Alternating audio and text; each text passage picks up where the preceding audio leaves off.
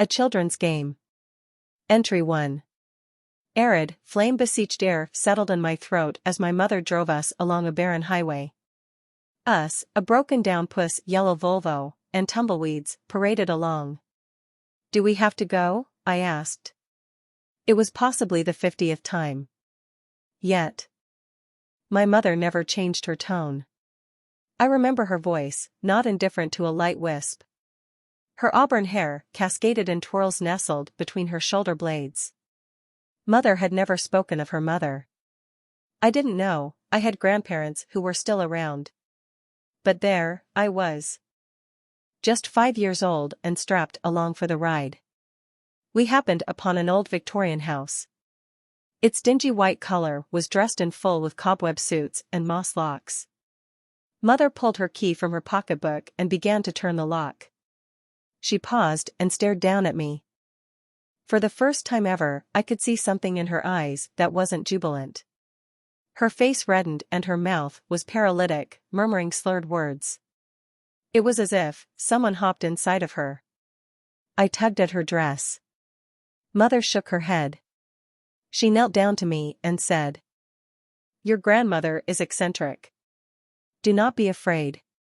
It's her way of love." That last word. Love. I remember Mother saying it as if the word fell out of the air, but her lips were moving. She turned from me sharply and opened the door. "Mother, Mother!" she yelled. A weak grisly gag responded. "Up here." Mother and I ascended the staircase. I could feel the wood bend beneath me. It was as if someone were pulling me down. Mother and I followed coughing and grunts to a room at the top of the stairs. The door was tall. 2 candles were lit on both sides of the door. Mother knocked. The door creaked open. "Grandmother," I exclaimed. I don't know where this exuberance came from, but I was powerless to fight it. Her room was bright, pink almost. Flowers adorned every crevice. My mother jumped in. "This is my daughter, Lucille." "Blessed be," grandmother croaked.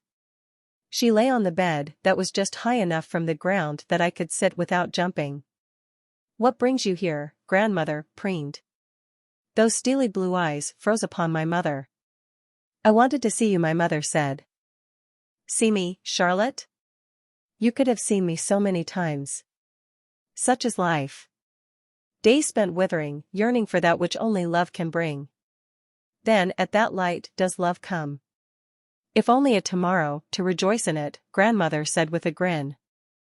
"Don't speak like that," my mother begged as she dropped to her knees beside grandmother. With her arms trembling, grandmother placed a hand on my mother's hand. "Do not weep for me. Life and life I have spent here. 89 years. 89, can you fathom what happens in that time? Flashes. Things so tiny to you and I, but yet so grand. They happen in less than an instant. Magic so brief that you can't even say they happened. Save your tears for the unsailed vessel," grandmother chimed. Grandmother looked at me and then her eyes closed. My mother gasped. Then. We heard the sounds of a buzzsaw cutting through oak emanating from my grandmother. My mother sighed while wiping tears from her eyes. "Mommy, what is an unsailed vessel?" I asked. "Are you kidding? Is that the only question you have about what my mother said?" Mommy said between chuckles. I couldn't help it. I laughed a little, too. Maybe more than a little. I began to cough. Mother looked so worried again. "It looks like you're coming down with something. Better get you some rest," she said. I nodded as I struggled to hold my coughs in. My chest was set aflame. "At least, you'll have your own room here," Mommy said. We walked out of grandmother's room.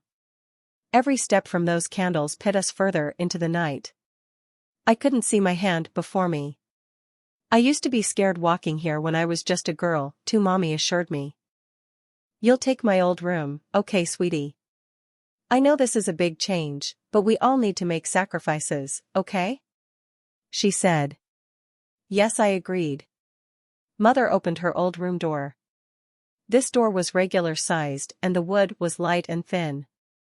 The lights came on and I was immediately overcome by how small I was.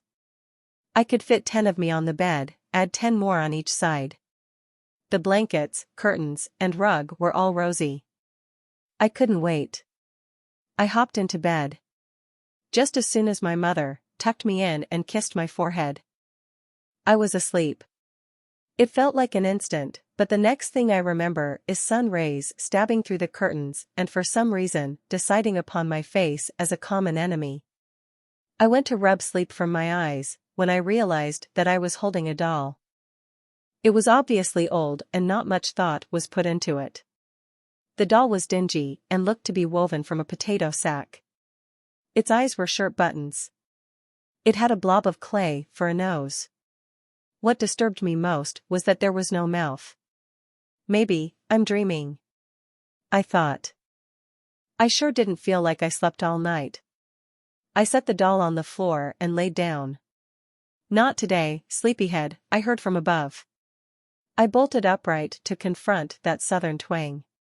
It was grandmother. But she was different, boisterous almost. She couldn't stand upright.